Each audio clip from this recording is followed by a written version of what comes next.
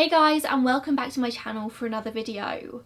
This is one that you guys have asked for time and time again, and today you're finally getting it. In this month's serial killer spotlight video, we're going to be focusing on the Green River Killer, Gary Ridgway. Honestly, the reason I've put this one off for so long is because I really struggle to say his name, Gary Ridgway, and I'm very subconscious over how I speak, and that's not ideal when talking is my job. So from this point onwards, I shall be calling him Gary only. Up until the full crimes of Samuel Little were discovered, who I covered in last month's serial killer spotlight video, Gary was the USA's most prolific serial killer, convicted of 49 murders and confessed to 71.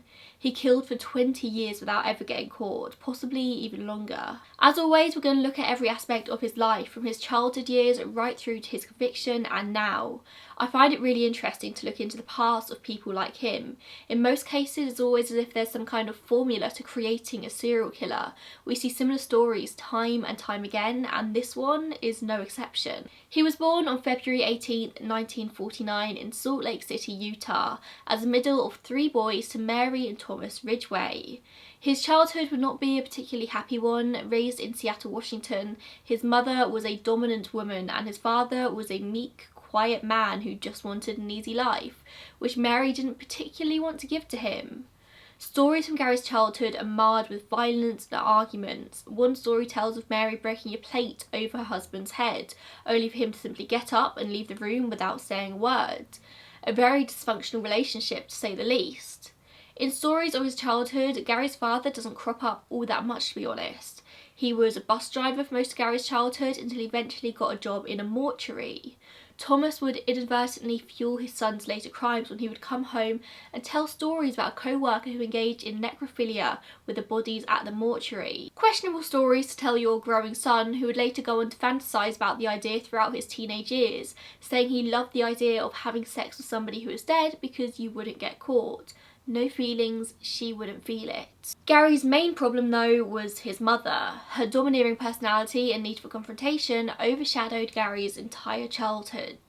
He was a chronic bedwetter. He wet the bed until well after most children would have stopped. Reports say that he was still doing it at 13 years old. And each time his mother would berate him in front of his siblings for forcing him into the bath so she could wash him, paying particular attention to his genitals as she did so. 13 years old and his mother is touching him in places that she probably shouldn't be. And she would do this whilst dressed in very revealing clothing. Whether this was intentional on her behalf or just her standard nightwear, I'm not too sure. So 13-year-old Gary, either already in or about to enter puberty, is having his mother touch his genitals on an almost nightly basis while she's wearing very revealing clothing. And then his dad is coming home and telling him about how a colleague keeps having sex with the bodies in the mortuary. As Gary grew older, he starts to have sexual fantasies about his own mother, but these are violent sexual fantasies. He hated her, but he was attracted to her, and no matter what he did, he could never please her. She always remained critical and demanding. And of course, he struggled in school. He is not one of those serial killers with a high genius IQ. Gary's IQ has been recorded as sitting in the low 80s, which falls into the low intelligence range. It's been noted that he likely has dyslexia, so he probably struggled a lot at school with no extra help available to him. He didn't graduate from Thai high school until he was 20 years old in 1969. Don't feel too sorry for him though, because by this point he was already showing signs of who he was to later become.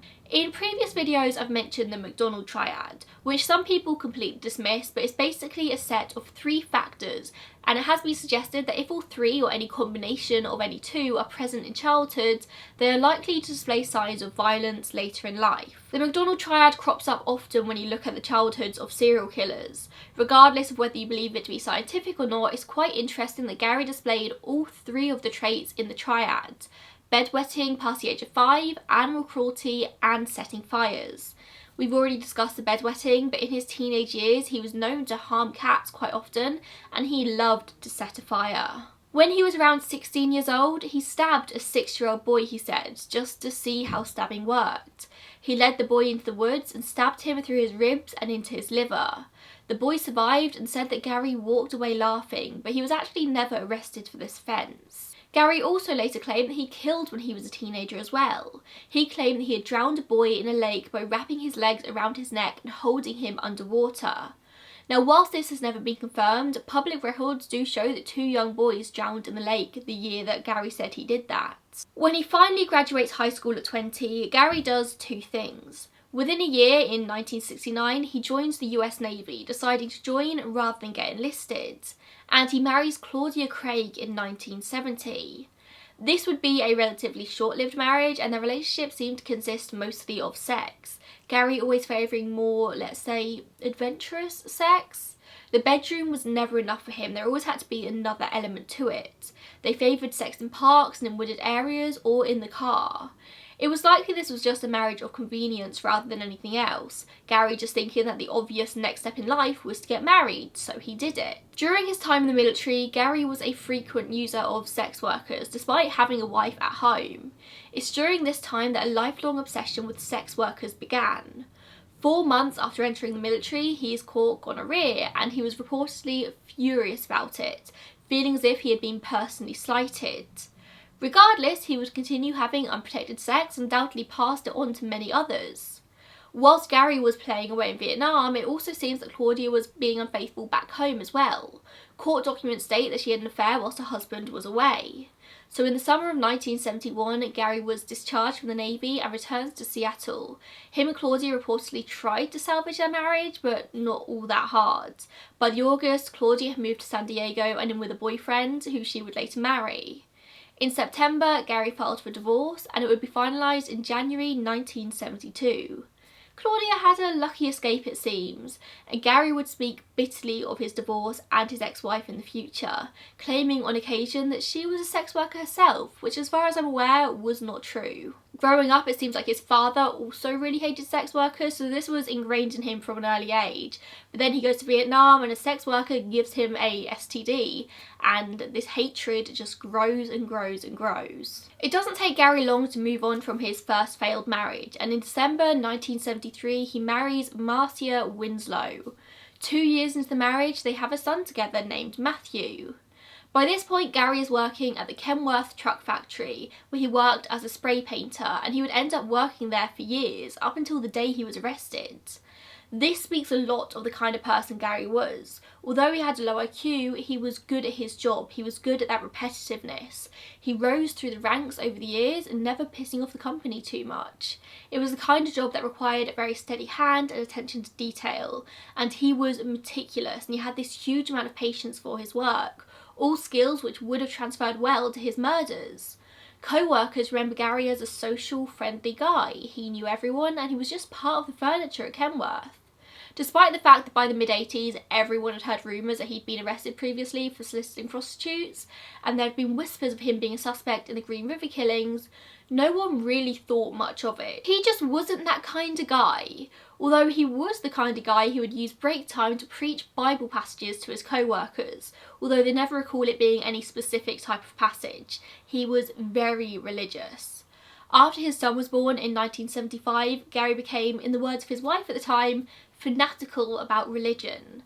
Marcia and Gary had joined 2 churches, one Baptist and another Pentecostal. He would begin going door to door preaching the Bible and would become infuriated when he got doors slammed in his face, which I'm sure happened all the time. In any spare moment he had, he would be reading the Bible, even sitting with it open on his lap whilst watching TV. He'd often cry after attending church services.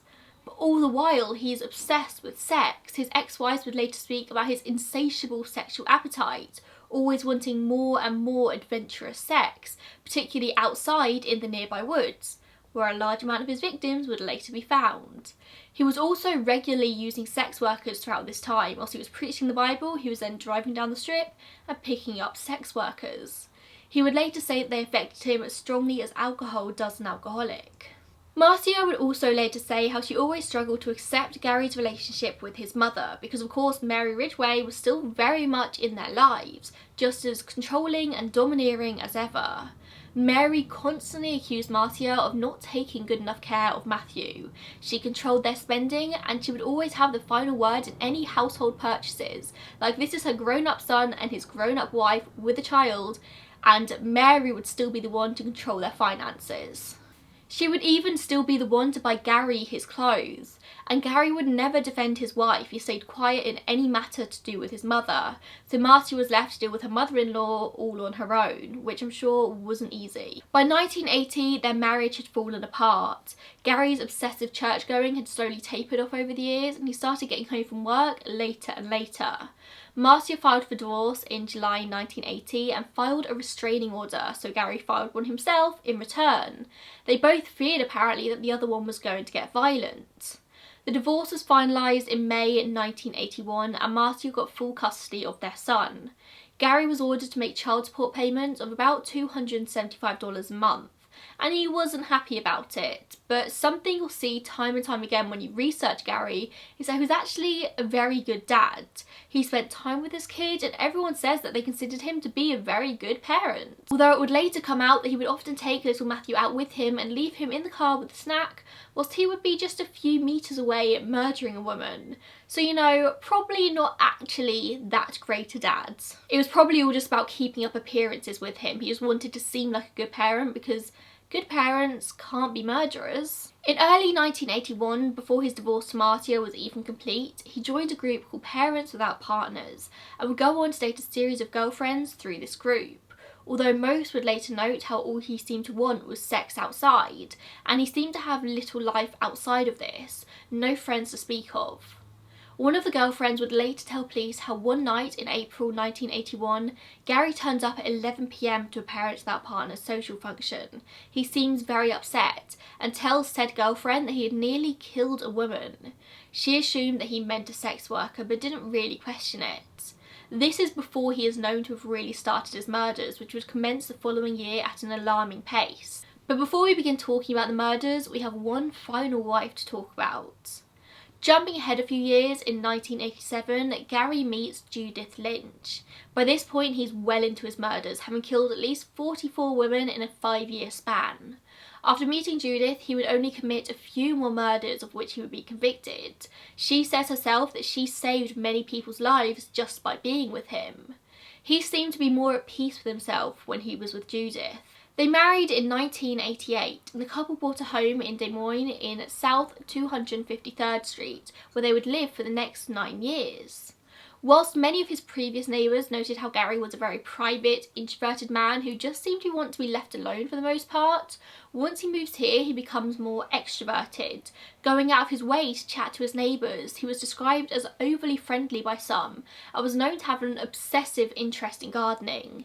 He was a model neighbour and he would hold yard sales about twice a month. Nobody ever noticed anything strange within all the bits and bobs he was selling though. All the while, this model neighbour was a murderer, the evasive Green River killer that had been splashed all over the news since 1982. It was the 15th of July 1982 when the first Green River body was found near the banks of the Green River just south of Seattle in King County, Washington. She was discovered by 2 teenage boys riding their bikes across the bridge above who contacted the police. The body is soon recovered and later identified as 16-year-old Wendy Lee Caulfield. The cause of death is determined to be murder by strangulation using the victim's own clothes.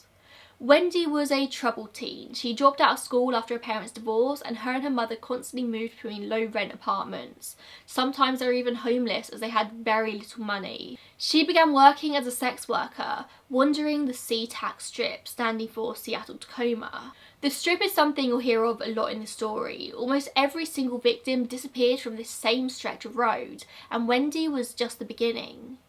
She'd been missing for 8 days when her body was found, naked with the exception of socks and shoes.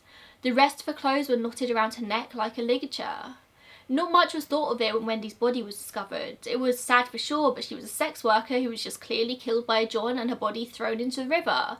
It was unlikely they'd ever find the perpetrator. But it was less than a month later, on August 12th, 1982, when an employee at the nearby Kent slaughterhouse called Frank Leonard discovered another body floating in the river. This would turn out to be 22-year-old Deborah Lynn Bonner, who had last been seen on the evening of July 25th when she left a motel to catch some dates. She was a known sex worker, having been arrested twice for prostitution in the previous 30 days. Her body was found naked and is thought to have floated a fair way down the river when it was discovered. After this, bodies would begin to be discovered at an alarming rate. On August 15th, a man rafting down the Green River spotted 2 bodies in the water, approximately 600 yards from where Deborah's body had been found just 3 days earlier. These would turn out to be the bodies of 31-year-old Marcia Chapman, a mother of 3 who would leave her apartment and disappear on the 1st of August. She was a known sex worker who was just trying to provide for her children. And the other was 17-year-old Cynthia Hines. Her pimp last saw a man driving a black Jeep pick her up, and she would never return. A man called Dave Reichert would become one of the first people on this investigation.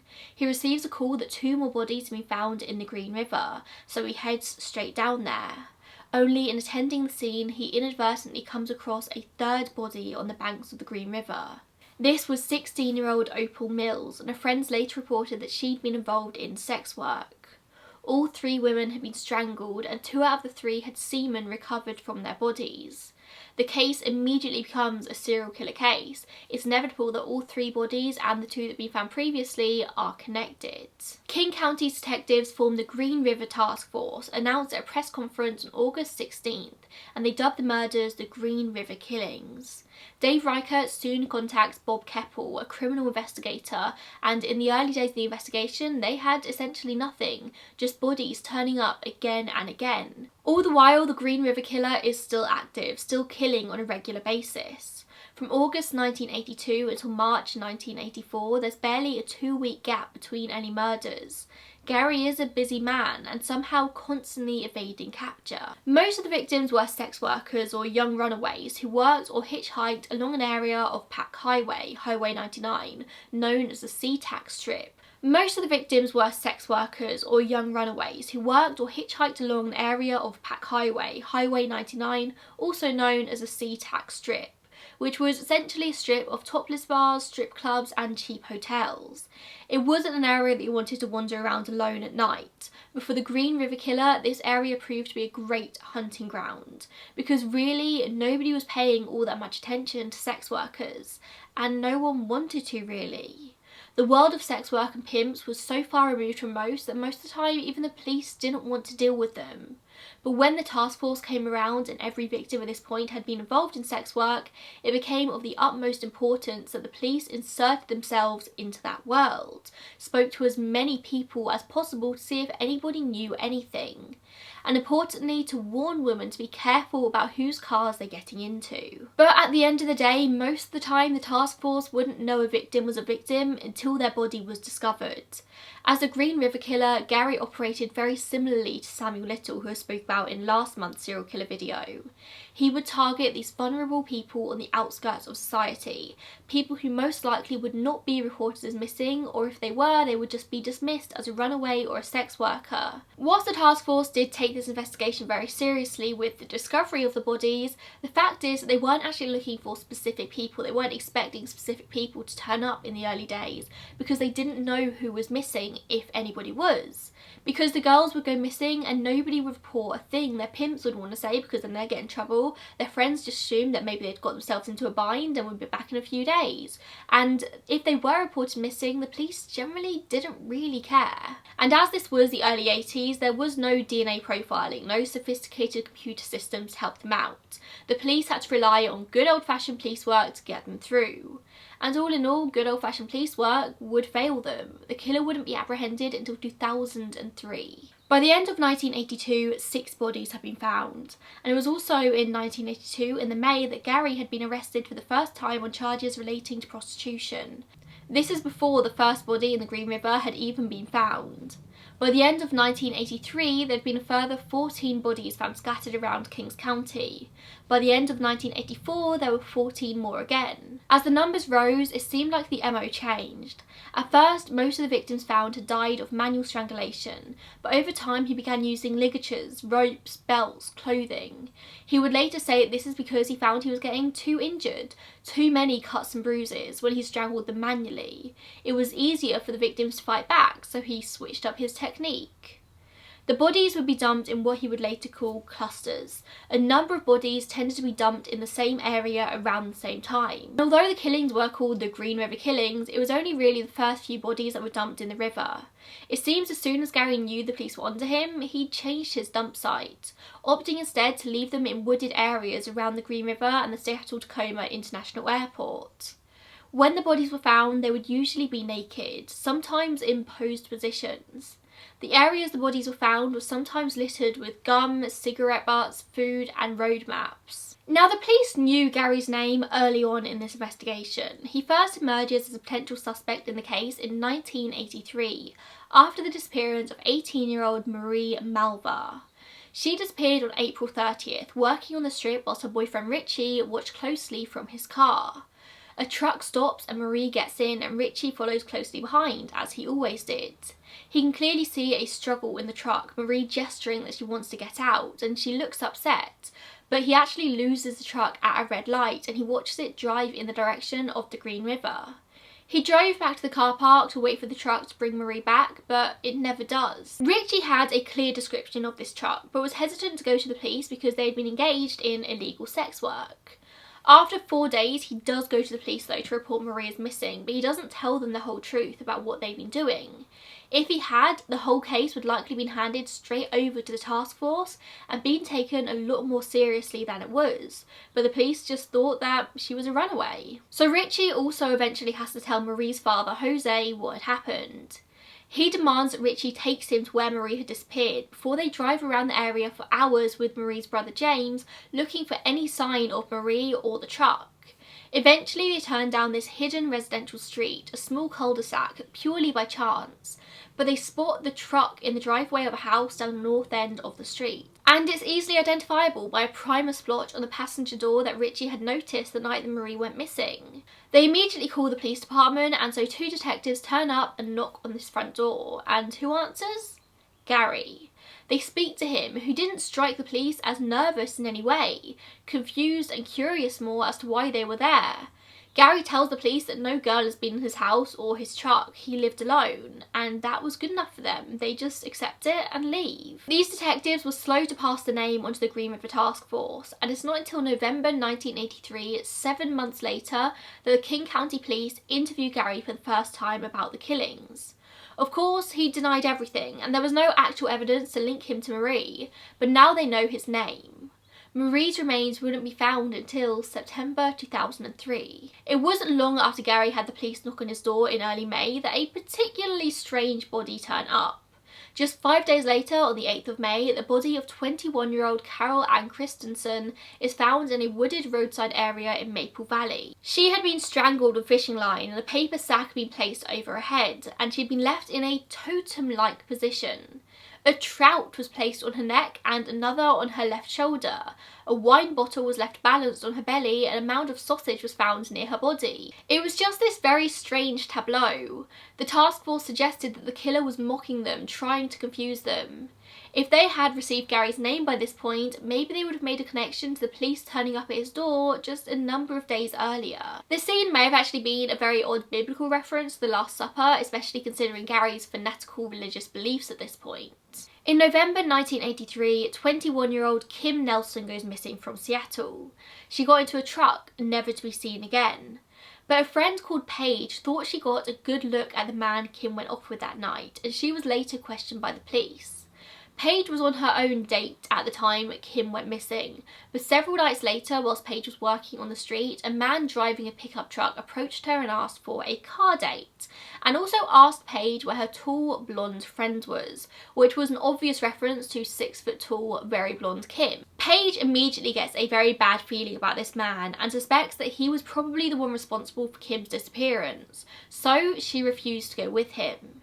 A few days later, Kim is reported missing, and Paige tells the police about this man who asked her about Kim, and she gives them a description and a composite sketch is drawn up, and this bears an uncanny resemblance to Gary. Now, as his name keeps popping up again and again and again, in 1984, Gary takes a polygraph test in an attempt to clear his name. He denies killing anyone, and he passed. I personally think a polygraph can be a very useful tool in investigations for putting pressure on guilty individuals to put them on the spot a little bit. But we all know that polygraph results can rarely be used in a court of law because they're so inaccurate. When a person lies, there can be many subtle clues that the body emits. Your breathing rate, your pulse, your blood pressure, and changes in perspiration can all be telltale signs that somebody isn't being truthful. When a polygraph test starts, the questioner will ask 3 or 4 simple questions to establish the norms for this person. Then as the real questions are asked, the polygraph is looking for any changes in these things I mentioned before. The most significant changes are usually a faster heart rate or a higher blood pressure.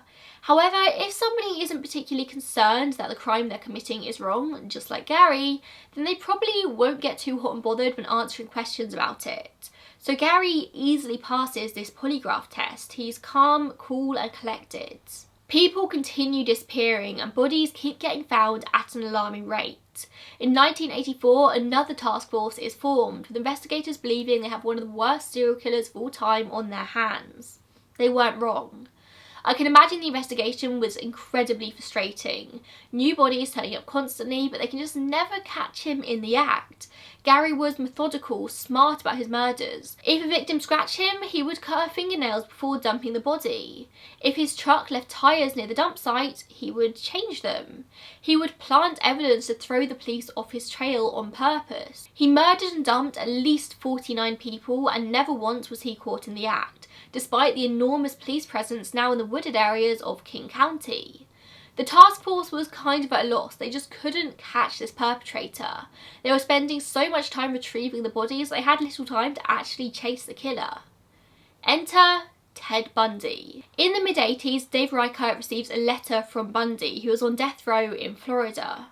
I don't think I need to waste time here explaining who Ted Bundy was. Most people are very aware of him and his crimes. He was from nearby Tacoma and he killed in some of the same areas in which the Green River Killer was now operating. Ted writes, "Don't ask me why I believe I'm an expert in this area, just accept that I am and we'll start from there." He had seen stories of the Green River Killer in the newspaper and believed that he could offer assistance in the capture of who he called the Riverman. Now this is Ted Bundy we're talking about, a man with an ego the size of the planet. This most likely wasn't him genuinely wanting to help with the investigation. This was an ego boost. He knew information that he knew the task force needed. He knew how the mind of a serial killer worked. By offering his advice for the investigation, he could remain significant, remain in the public eye and show off a little bit. Later that year, Reichert and Keppel flew to Florida to interview Bundy. I don't think it was something they wanted to do particularly, but they had nothing else at this point. It was just a last resort. The task force was at a dead end. They were smart about the questions they presented to Bundy. They asked him questions they would have asked Ted about his own murders to really open him up. Ted notes that the Green River Killer doesn't want to get caught, so he's going to make changes in his behaviour both to stay ahead of you and to avoid publicity. He says that Green River Killer isn't an analytical killer, but he's intuitive. Although he may not be smart, all of his instincts tell him how to stay out of the spotlight.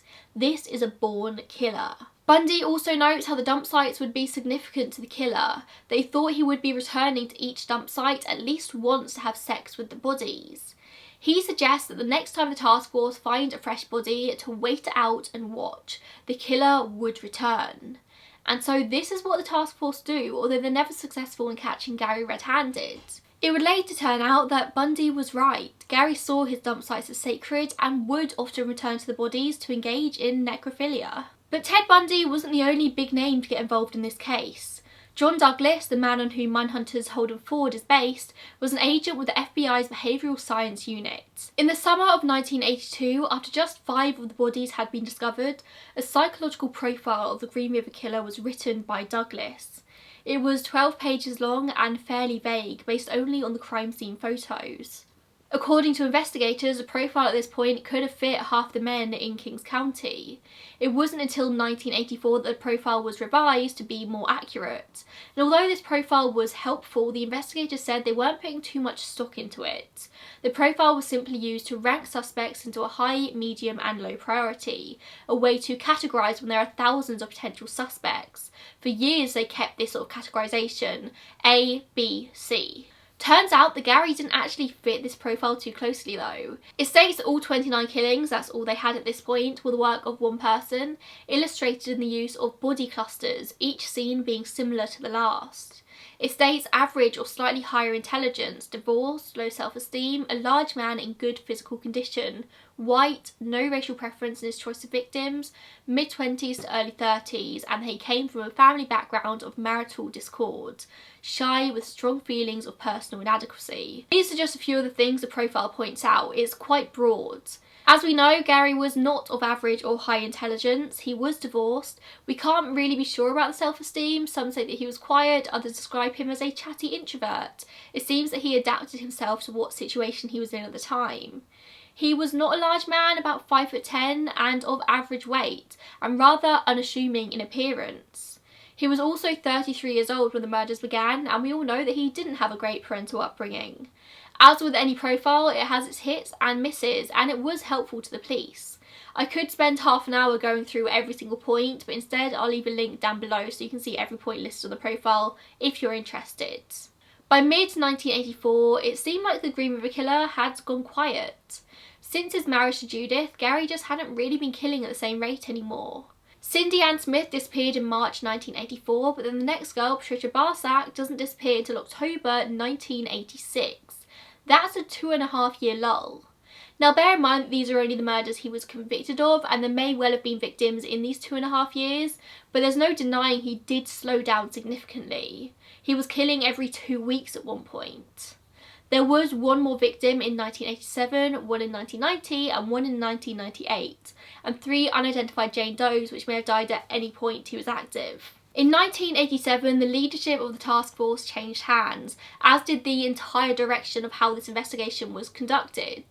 Now the killer was barely active, the investigation had pretty much come to a halt. Instead of trying to prove who the serial killer was, they began working through the list of suspects they already had to try and identify who the killer wasn't. If they couldn't be eliminated, they automatically moved up to the highest priority category, the A-list. Gary couldn't be eliminated, so they began to look at him more closely. Paige, the witness who suspected she had met the man that killed her friend Kim Nelson, is contacted again. This is years later. She is shown a montage of photos, including one of Gary, as she quickly identifies him as the person who approached her and asked her questions about Kim. This is the final piece of evidence investigators need to get a search warrant. They enter Gary's house and take thousands of items, and they take DNA samples from him in the form of saliva and hair. But they're still unable to connect anything in his house to any of his victims. He didn't keep trophies, it seemed, at least not physical ones.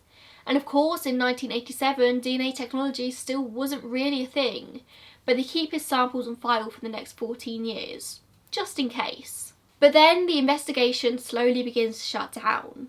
By 1991, the Green River Task Force had spent $15 million, followed 30,000 tips and logged 9,000 pieces of evidence, and they still didn't have their killer. Kings County couldn't justify that amount of money on an investigation that was just going nowhere, so they stripped it back until there was only one detective left on the case. Throughout the 90s, the case goes quiet, and even Reichert got promoted out of the task force, even though the case stayed with him over the years. There was just nothing more that could be done at this point. But then came 2001.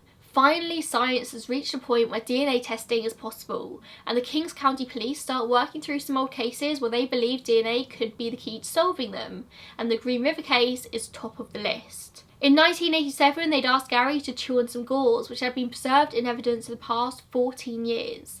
And there were also a few wisps of cotton and 4 Q-tips with the remnants of semen found on them from the bodies of a few of the victims. These had been held in storage for over 20 years.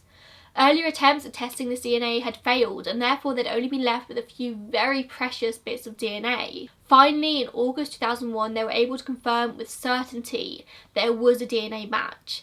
Gary Ridgway was responsible for the Green River killings. But of course, there was only DNA evidence to connect him to 4 of the murders. The 4 victims named in the original indictment were Marcia Chapman, Opal Mills, Cynthia Hines, and Carol Ann Christensen.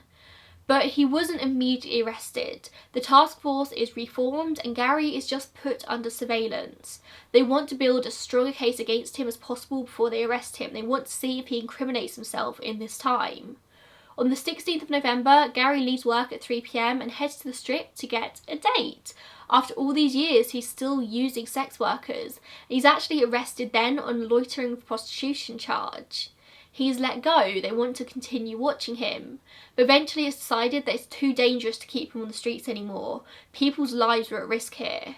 So on November 30th, 2001, 2 detectives approach Gary as he finishes what will be his last ever shift at Kenworth. They arrest him for the murders of 4 women in connection with the Green River case. All he has to say is, "Oh, okay." And despite the irrefutable DNA evidence linking him to the murders, he pleads not guilty on the 18th of December. 3 more victims, Wendy Caulfield, Deborah Bonner and Deborah Estes, were all added to the original indictment after a microtracing lab was drafted in to help connect more evidence. A forensic scientist analyses tiny paint chips that were found on the clothing of these 3 victims, and analysis showed that they were a very specific type of high-end DuPont paint. Exactly the same kind of paint that Gary used in his job as a spray painter at Kenworth. So in March 2003, he's also charged with these murders and once again pleads not guilty. All the while, detectives are interviewing ex-wives, colleagues, acquaintances, anyone who may have ever come into contact with Gary. What they say begins to paint a picture of Gary's life as a serial killer, and they make an irrefutable case against him. Gary and his lawyers soon realised that there's no way out of this. With the DNA and the paint chips, he was going to be convicted of multiple counts of murder, and he will be sentenced to death. Gary realises that he needs to cooperate with investigators in order to save his own life, and so he strikes a deal, a plea bargain. They are to spare him the death penalty in return for his confessions in a number of the Green River murders. And at first the prosecutor is shocked. This is a man who deserved to die for his crimes. He should die. But if he did so, the families of the victims would never have the answers they needed, never have closure. So the plea deal is accepted. On November 5th, 2003, Ridgway enters a guilty plea to 48 charges of aggravated first-degree murder. He would help detectives locate the remains of the rest of his victims and provide as many details as possible. In a statement, he says he killed all of his victims inside Kings County, but transported and dumped some remains in Portland to confuse the police. As a result of his cooperation, a number of undiscovered bodies were found around September 2003. Gary would attend the search sites and point out where he thought bodies could be, also disclosing how he killed each one and how he threw off the police. He told police how he would use a photo of his son to help him gain the trust of his victims, subtly showing it to them as he opened his wallet. Immediately, these girls would relax around him, thinking that he was just a harmless family man. The normality in which he would later speak about his crimes would shock investigators. He would tell them what he had done as easily as he was telling them what he had for breakfast. He had this deep, ingrained hatred of sex workers. He said that he killed them because he didn't want to pay for sex. He knew that they were easy to pick up without him being noticed and that they wouldn't be reported as missing right away. But he couldn't really say why he killed, why it was easier for him to kill them rather than just pay the money or run away. The women he killed meant nothing to him. He couldn't remember their faces or any kind of description of them. He would go back and visit some of their corpses to have sex with, but not all of them. The clusters he left the bodies in were a way for him to remember the pleasure he got at their expense. He displayed no empathy, no genuine remorse. He killed simply because he wanted to, because he could, and he would never acknowledge what a terrible thing he'd done, and he referred to killing women as his career. He ended up confessing to 48 murders. Although he could recall where he buried most of the bodies and the actual moment of murder in most cases, he could rarely remember names or details about the victims. And this made it incredibly hard for investigators to match up the bodies they found with their identities, and to this day, 3 still remain unidentified, one of whom became the last 49th victim. In different interviews with investigators, he confessed to killing 61 or 71 people, but he could only recall 48 of them and therefore was only charged for those. But it's widely regarded that he has a lot more victims than this. He would later be charged for the 49th victim. On December 18, 2003, Gary was sentenced to 48 life sentences to be served consecutively with no possibility of parole. He was also given an additional 10 years for tampering with evidence for each of the 48 victims, adding 480 additional years to his 48 life sentences. So whilst he wasn't given the death sentence, he is going to die in prison. At his sentencing, family members of the victims took the stand to confront Gary, their moment to share how his actions have affected them and their families.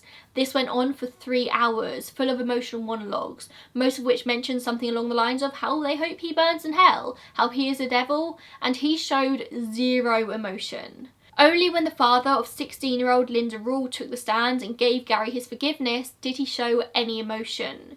Mr. Rule said that his religion tells him to forgive and he doesn't hold on to hatred, and Gary started crying. I wouldn't really take this to mean he really cared though, it was just a pity party for himself, I'm sure. The judge gave his tears no merit, saying there is nothing in your life that was significant other than your own demented, calculating and lustful passion of being the emissary of death. In addition to the life sentences, the judge ordered that he was to pay $480,000 in fines. Any profits that he might receive from a book or movie deal was to be used as restitution for the families. Today, he is 71 years old and is imprisoned at Washington State Penitentiary. Most psychologists who have analysed Ridgway agree that he is the classic, prolific serial killer.